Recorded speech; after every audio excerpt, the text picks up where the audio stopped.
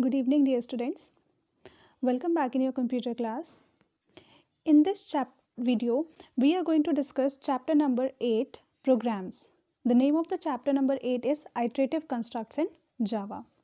So, the program number 16th we are going to discuss in between whatever programs were there that we will discuss in our online class, right? So, here is your question number 16. Read out the question. Question says, write a menu-driven class to accept a number from the user and check whether it is a palindrome or a perfect number, right? Question is write a menu-driven. So first thing you should know, what do you mean by menu-driven? Menu means, for example, if you go to a restaurant, right, then the waiter present you or give you what? A menu in which you are having a number of choices in the lunch, dinner, breakfast, starter, and so on, right? So you are having a number of choices and you can select any one of those items. In the same way, menu driven class or menu driven programs also means the same thing, means you are having a number of options and you can do whatever you want according to the question. Okay, depends on the choice. For example, like here we are having two choices in the program. This is first choice, we have to check for palindrome number, and second choice is for the perfect number. That means in this question we are having two choices. Choice number 1 palindrome के लिए, choice number 2 perfect number. Okay, now which are palindrome numbers? Palindrome numbers क्या होते हैं? A number is a palindrome which when read in reverse order is same as in the right order. It means when you will give a number and if you will read that number from left to right and right to left, so it means same thing.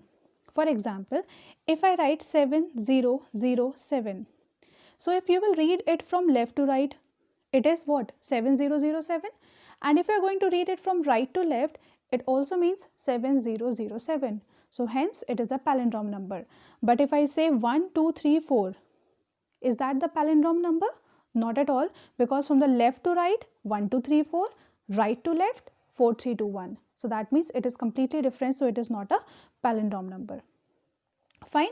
Next is perfect number. Perfect number क्या होते हैं? If it is equal to the sum of its factors other than the number itself. Means if it is equal to the sum of its factors. Sum of the factor मतलब किसी भी number के factors का सम अगर हम calculate करते हैं और हमें सम जो है वो नंबर के इक्विवेलेंट मिल जाए, then it is known as the perfect number. For example, if we are having a number, suppose 6. Now, how many factors are there for 6? यानी कि 6 किस किस से डिविजिबल होता है? 6 is divisible by 1? Yes. Divisible by 2? Yes. By 3? By 4? By 5? और by 6. That means हम कहाँ से कहाँ तक मूव करेंगे? 1 से लेकर 6 तक.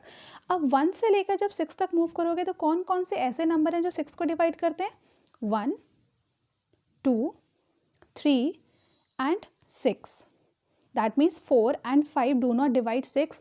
Hence 4 and 5 are not the factors of 6. तो जो नंबर 6 को डिवाइड कर रहे हैं वो होंगे उसके फैक्टर्स. तो परफेक्ट नंबर की डेफिनेशन क्या कह रही है कि other than the number itself, यानी कि फैक्टर में जो नंबर है उसको इंक्लूड नहीं करना. मीन्स अगर 6 नंबर है तो ऑब्वियसली वी नो कि 6 तो 6 से डिवाइड होगा ही, तो 6 is the factor of 6. So we need not to include 6 here according to the definition. So how many factors are left now? Only 1, 2 and 3. So if I will find out the sum of these factors like 1 plus 2 plus 3, so it is equivalent to 6. So if this sum is equivalent to my original number, so it is a perfect number. Clear? Now let us take one more example. Suppose I say 12. तो 12 के कौन कौन से factor होंगे? 1 2 3 4. Then 5 will not be the factor. 6, yes of course. 7, no. 8, 9, 10, 11, no. 12, yes. But question के according number को include नहीं करना अदर देन द नंबर, तो 12 को इंक्लूड नहीं करना. So find the sum of these factors 1 plus 2 plus 3 plus 4 plus 6. Is that equal to the 12? No. So that's why 12 is not a perfect number. Clear? So this is the definition. Now moving on to the solution part. Menu driven program का मतलब होता है using switch. So here's the solution of 16th question. Import java.util to access the functionality of a scanner class. Then take here public class, take any name, like I'm going to take here number, take it anything. Then opening of the class, public static void main, opening of this curly bracket again. Then take the scanner class, you know it very well, I'm not going to explain in detail why you are writing it, because already you are making the programs using scanner. Okay, so scanner line you will write it. After that you are having two choices, so we have to print here a message for the two choices. SOP-LN, one किसके लिए था, first choice किसके लिए बताई थी मैंने आपको, palindrome के लिए. So enter one to check palindrome number and enter two to check perfect number. Okay, this is your message. Then enter a choice, कितने चॉइसेस हमारे पास, टू चॉइसेस, 1 and 2. 1 है पैलिंड्रोम नंबर के लिए and 2 is for perfect number. Right, so आपको इन दोनों में से कोई एक चॉइस एंटर करनी है, या तो आप कीबोर्ड से 1 एंटर करोगे या फिर 2 एंटर करोगे. सो जो भी आप एंटर करोगे कीबोर्ड से 1 और 2, that will get pass into your CH. सो अगर आप 1 प्रेस करते हो तो कंप्यूटर किसको चेक करेगा, पैलिंड्रोम नंबर के लिए. अगर आप कीबोर्ड से 2 प्रेस करते हो then it will go for perfect number. Okay, जो भी आप नंबर कीबोर्ड से दोगे 1 या 2 में से, क्योंकि दो ही चॉइसेस हैं, तो जो भी आप कीबोर्ड से नंबर दोगे 1 2 में से, वो किस में चला जाएगा, CH के अंदर. ओके, यानी कि चॉइस में. उसके बाद क्योंकि क्वेश्चन था कि write up menu driven class to accept a number, हमें जिस नंबर को चेक करना है कि वो पैलिंड्रोम है या परफेक्ट है, उस नंबर को इनपुट भी कराना पड़ेगा पहले, तभी तो हम चेक कर सकते हैं. तो हमें नंबर भी इनपुट कराना है, तो SOP-LN enter a number and get it here the value into n. After that number we are having, choice we are having, suppose मैंने कीबोर्ड से 1 एंटर किया तो CH के अंदर चला जाएगा 1, और नंबर के अंदर सपोज मुझे चेक करना है palindrome number for 707, is that palindrome or not. So n will contain 707 and CH will contain 1. Okay, now this choice we will pass into switch, so we will write here switch of CH. Clear? Then after this right it hair case 1. ये मैं बता चुकी हूँ किस तरीके से बनाते हैं हम स्विच को ओपन किया, case number 1 means choice number 1 के लिए. नाउ पैलिंड्रोम का लॉजिक क्या होता है, देखो पैलिंड्रोम में हमें रिवर्स निकालना है. जैसे कोई भी नंबर है 1 2 3 4 है, तो हमें उसका रिवर्स निकालना पड़ेगा, that will be 4 3 2 1. Now we will check whether the original number and the reverse number, if they are equal then I can say this is a palindrome, but in this case it is not a palindrome number. Okay, यहाँ पे आते हैं reverse निकालने के लिए. We are taking reverse variable to store the reverse initially, because reverse do not contain anything, so reverse equal to 0. Now we are creating a duplicate copy. There is a reason why we are creating a duplicate copy of n. That means I am writing num equal to n. इसका मतलब क्या होगा कि जो n की value है वो नम में चली जाएगी. मीन्स आपने अगर नंबर में 707 लिया हुआ है तो नम के अंदर भी कितना चला जाएगा, 707. And now whatever work we will do the duplicate copy not with the original.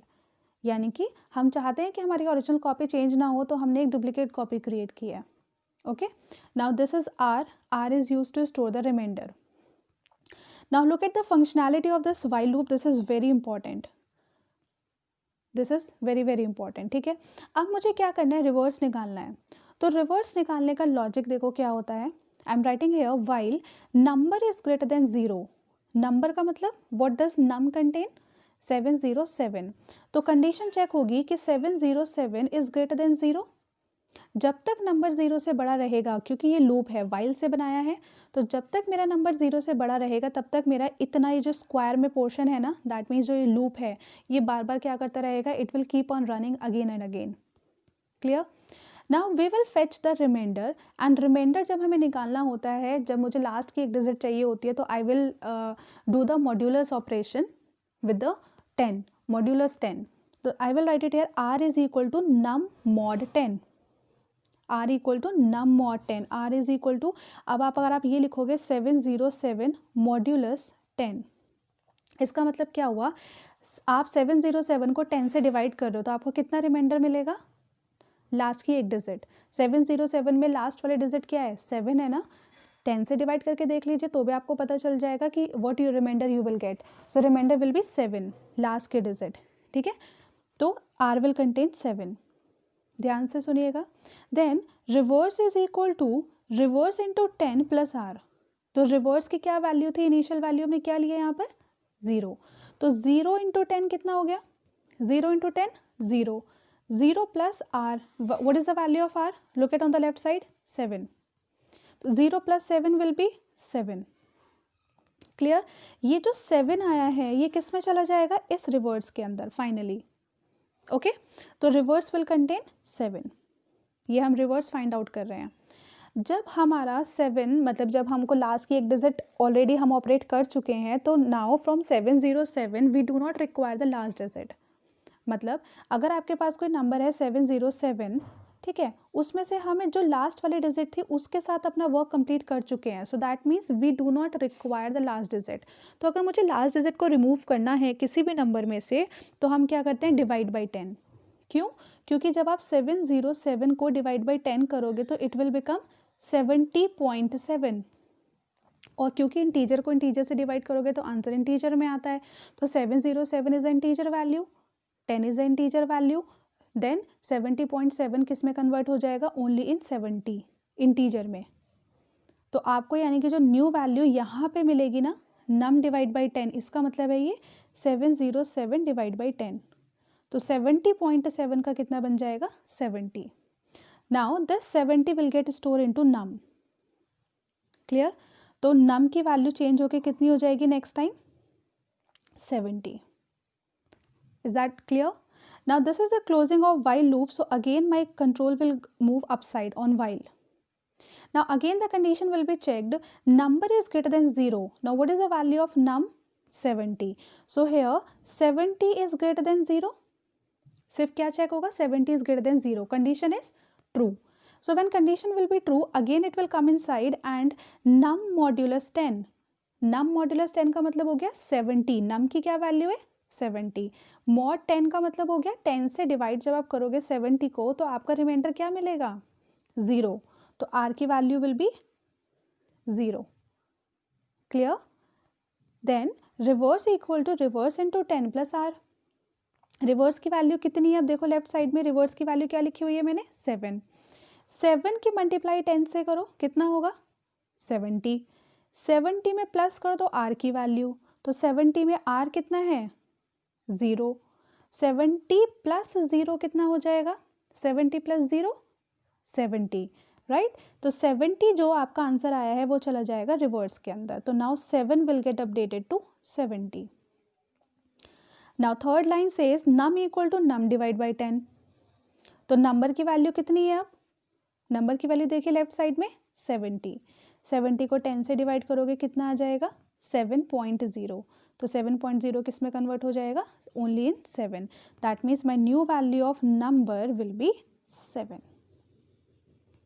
Got it. मतलब जो भी आंसर कैलकुलेट होगा वो चला जाएगा लेफ्ट साइड में, जो भी लिखा हुआ है इक्वल के लेफ्ट साइड में जो भी लिखा होता है उसमें चला जाता है, तो लेफ्ट साइड में नम लिखा हुआ है तो आंसर हमारा नम में चला जाएगा। अब ये वापस जब ऊपर गया फिर से third time, now let me change the pen, हाँ अब नेक्स्ट टाइम जब थर्ड टाइम फिर से गया, अब नंबर इज ग्रेटर देन 0, अब नंबर की वैल्यू कितनी है 7, तो 7 is greater than 0, yes of course. Now come back again here on this line, 7 modulus 10, 7 को 10 से डिवाइड करने पर रिमाइंडर कितना आएगा, 10 1 ज़ा 10 ज़्यादा हो जाएगा, 10 how many times it will goes 0 time, तो 10 0 ज़ा 0, तो रिमाइंडर कितना बचा 7, तो r की value 7 third time. Next line is reverse equal to reverse into 10 plus r, तो रिवर्स की क्या वैल्यू है 70, 70 इंटू 10 700, 700 प्लस आर की वैल्यू 7, तो 700 प्लस 7 कितना हो जाएगा 707।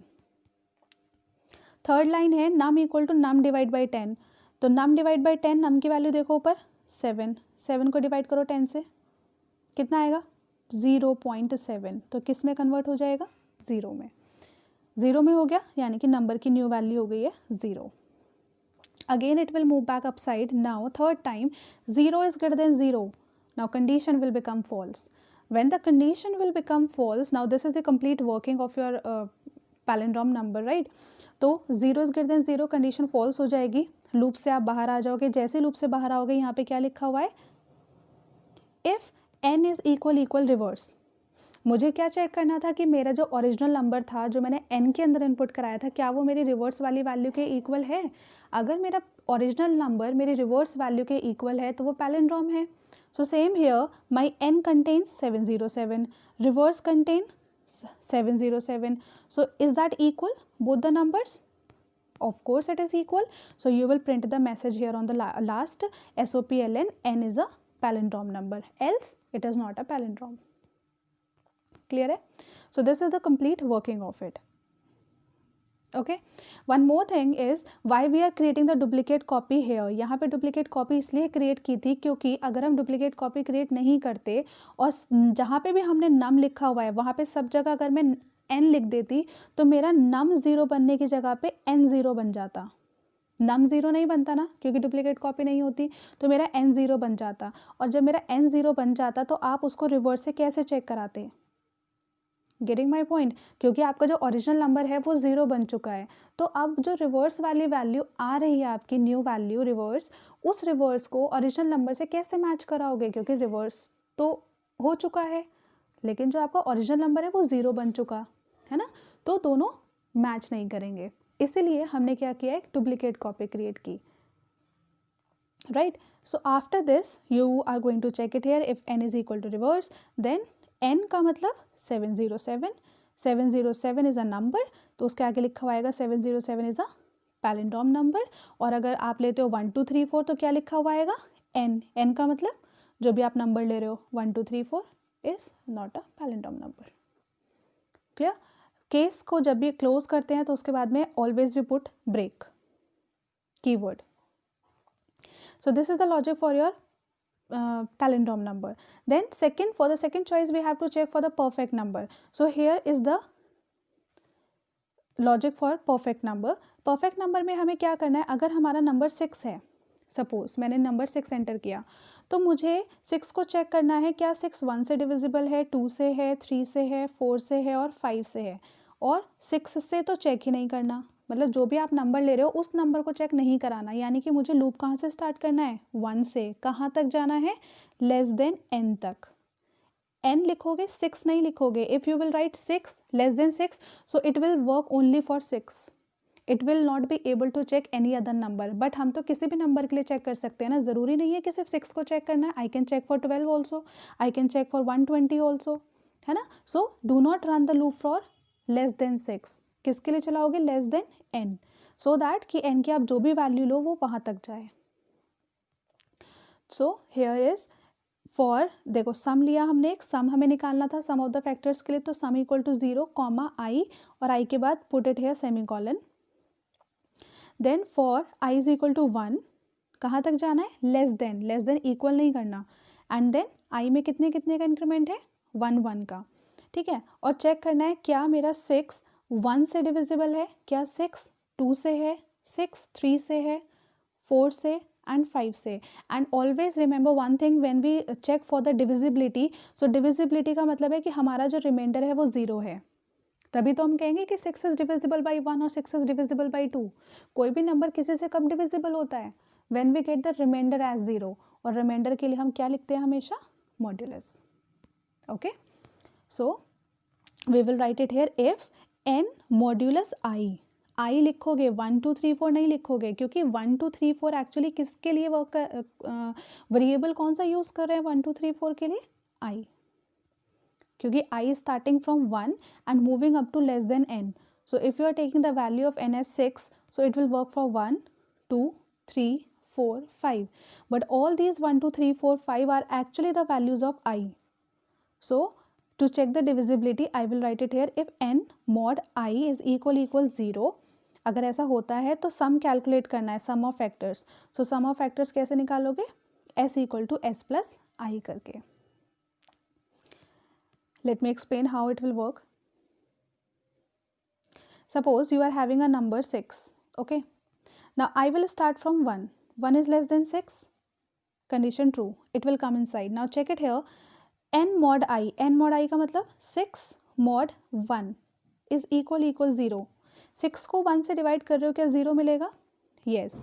So s equal to s plus I, now s initially contains 0, तो 0 plus I, आई की क्या वैल्यू है 1, 0 + 1 कितना हो गया 1। अब ये जो 1 आया है ये किस में चला जाएगा, इस एस के अंदर। तो initially the value was 0 but now it will become 1। Next time when closing of loop will come, so it will move back on i plus plus, see here I plus plus, and then on the condition part.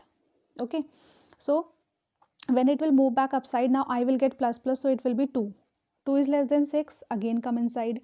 Now n mod I means n की वैल्यू 6, I की वैल्यू 2। क्या 6 2 से divisible है? yes।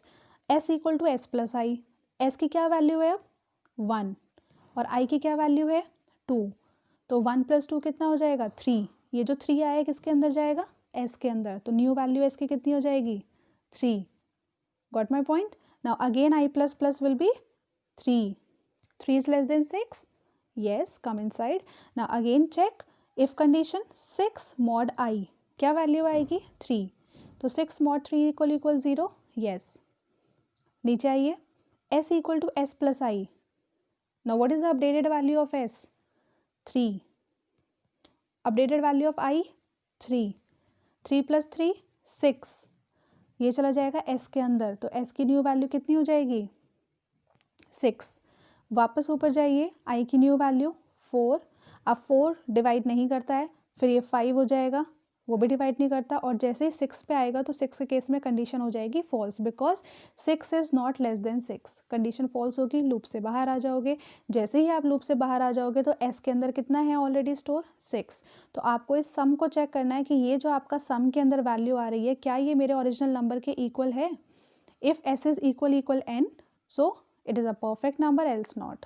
see, if s is equal n, n is a perfect number, else not a perfect number। okay, and see we are writing here n, है ना, क्योंकि हमें वैल्यू प्रिंट करानी है तो मुझे ऐसे प्रिंट कराना है कि 6 इज अ परफेक्ट नंबर।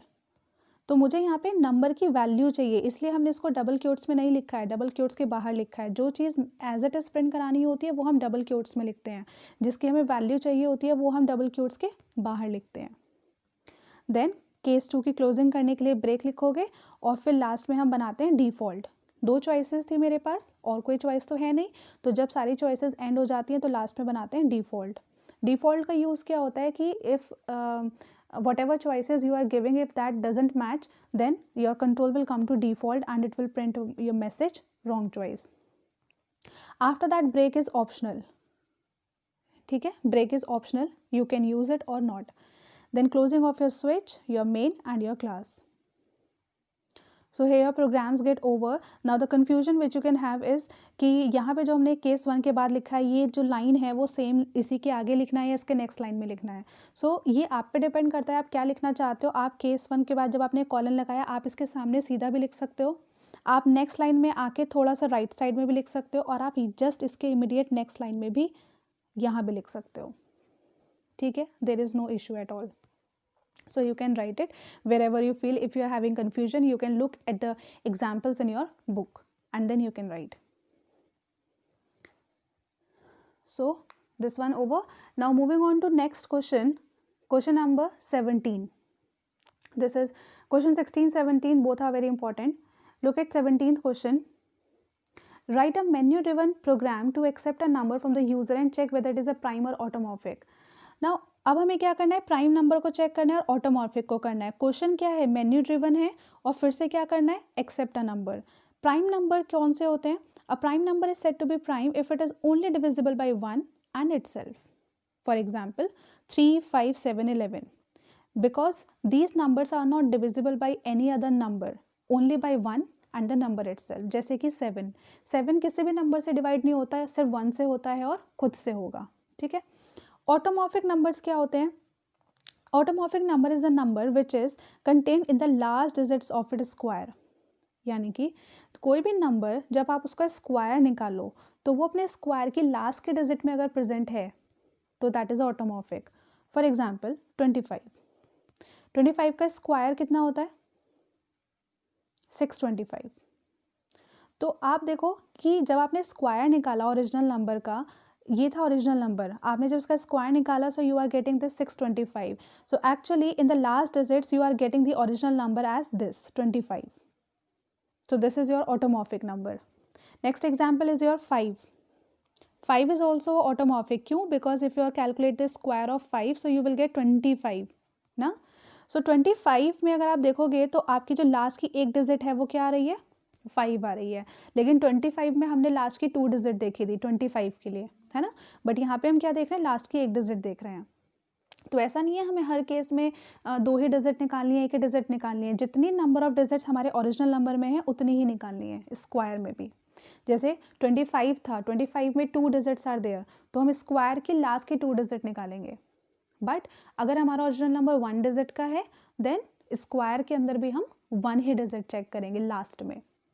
ठीक है, this is automorphic. Now quickly moving on solution part. Upper part is same, util, package, number, main, scanner, then message will get changed here, enter 1 for previously में कुछ और था, अब यहाँ पे हमें क्योंकि 2 चॉइसेस हैं प्राइम के लिए और ऑटोमॉर्फिक के लिए, तो change the message, enter 1 for prime number, enter 2 for automorphic number. ठीक है, बाकी ये पूरा सेम है. Enter your choice, get the choice here, get the number here, up to here completely same, no change, just only the message will get change here. ठीक है, then switch CH. उसके बाद में चेक करना है prime number. अब अगर मुझे चेक करना है 5 इज़ अ प्राइम नंबर और not, so I have to check for the divisibility. अब डिविजिबिलिटी जब मुझे चेक करनी है तो हमें पता है कि जो नंबर है, कोई भी नंबर है, वो 1 से तो डिविजिबल होता ही है और खुद से भी होता है. तो क्या हमें उनकी डिविजिबिलिटी चेक करने की रिक्वायरमेंट है? नहीं. क्यों? क्योंकि हमें पता है 5 को अगर हम 1 से चेक करेंगे so I will obviously get it what? Remainder as 0. No need to check. If I will check 5 is divisible by 5, obviously divisible होगा. तो हमें 1 के लिए और जो नंबर खुद है उससे चेक करने की ज़रूरत नहीं है, हमें उनके बीच के नंबर्स को चेक करना है. मतलब क्या 5 2 से डिविजिबल है, क्या 5 3 से डिविजिबल है, क्या 5 4 से डिविजिबल है. यानी कि लूप कहाँ से स्टार्ट करना है? ऑलवेज 2 से. कहाँ तक जाना है? 4 तक नहीं जाना. कहाँ तक जाना है? लेस देन n तक, क्योंकि n की value can be change. If value of n will be 7, सो आप ऐसा नहीं कहोगे लूप जो है 2 से स्टार्ट होकर 4 तक जाएगा. लूप कहाँ से स्टार्ट होगा? 2 से. 2 के लिए, 3 के लिए, 4 के लिए, 5 के लिए एंड फॉर 6. यानी कि लास्ट वाला नंबर कहाँ तक जा रहा है? लेस देन n तक. यहाँ पे देखो अगर n की वैल्यू 5 है तो कहाँ तक जा रहा है? लेस देन n तक. एंड डिविजिबिलिटी का लॉजिक आप सबको पता है. So look at here, I we are taking, counter का भी मैं यूज़ बताती हूँ क्यों लिया है. लूप आपने स्टार्ट किया 2 से, लेस देन जाना है n तक, इंक्रीमेंट द वैल्यू ऑफ 1 1.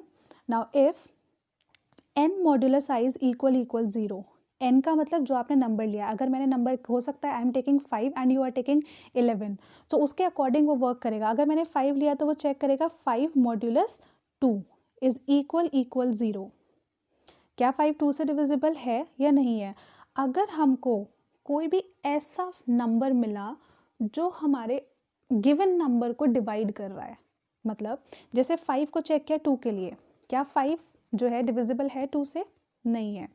तो उस केस में ये वाला पार्ट वर्क नहीं करेगा. If the condition will be true then only it will come inside, otherwise not. Repeating again, अगर ये वाली कंडीशन ट्रू होती है तो ये आएगा लूप के अंदर, अदरवाइज नहीं आएगा. ठीक है, अगर ये कंडीशन ट्रू हो जाती है सपोज, तो जब हम आएंगे इसके अंदर तो c की वैल्यू हो जाएगी 1. c की वैल्यू 1 जो है ये हमने क्यों की है? ये इसलिए की है कि अगर हमको कोई ऐसा नंबर मिल जाता है जो उसका फैक्टर है, मतलब जैसे कि सपोज 4 को चेक करना है, 4 इज़ अ प्राइम नंबर और नॉट, तो उस केस में हम लूप को कहाँ से स्टार्ट करेंगे? 2 से. कहाँ तक जाना है? लेस देन n तक, मतलब 3 तक, 2 और 3 के लिए. ठीक, तो क्या 4 2 से डिविजिबल है? बिल्कुल है. तो यानी कि 4 मॉड्यूलस 2 इज इक्वल 0. ये जो कंडीशन है ये सेटिस्फाई हो जाएगी, और अगर ये सेटिस्फाई हो गई तो c की वैल्यू जो 0 थी वो बन जाएगी 1. और 1 बनने का मतलब है कि हमें कोई ऐसा नंबर मिल चुका है जो हमारे गिवन नंबर को डिवाइड कर रहा है. और अगर वो नंबर किसी भी एक्स्ट्रा नंबर से डिवाइड हो जाता है तो इसका मतलब क्या होता है? कि नंबर हमारा प्राइम नंबर नहीं है. तो यहाँ पे इसलिए हमने c की वैल्यू को करा 1 और ब्रेक करने का मतलब ये है कि हमें आगे चेक करने की ज़रूरत ही नहीं है कि कोई और नंबर उसको डिवाइड कर रहा है या नहीं कर रहा है. क्यों? रीज़न इज़ बिकॉज अगर हमें एक बार डिवाइड हो गया तो हमें पता चल गया कि it is not a prime number. ठीक है। तो इस तरीके से हमने क्या किया, 2 से लेकर n तक लूप चलाया, डिविजिबिलिटी के लिए चेक करा, और अगर डिवाइड हो जाता है तो c की वैल्यू 1 करके ब्रेक कर दिया, और अगर c की वैल्यू 1 हो जाती है इसका मतलब नंबर प्राइम नहीं है, नंबर प्राइम नहीं है अगर c की वैल्यू 1। अगर c की वैल्यू 0 ही रह जाएगी तो हमारा नंबर क्या है, prime. So if c is equal 0, it is a prime number, otherwise not a prime number, and then break it. Then starting with case 2 for the automorphic number. Automorphic number में हमें क्या करना है, पहले तो number of digits count करनी है, ठीक है। उसके बाद में हमें स्क्वायर भी निकालना है। तो हमने क्या करना है, स्क्वायर, हमने यहाँ पे कुछ वेरिएबल्स लिए हैं, देखो d to calculate total number of digits, we are creating a duplicate copy n into num, sq is to calculate the square, and last to calculate the last digits। अगर 5 होगा तो लास्ट की digit 5 आएगी square में से, अगर 25 होगा तो लास्ट की 2 डिजिट्स 25 आएंगी, ठीक है।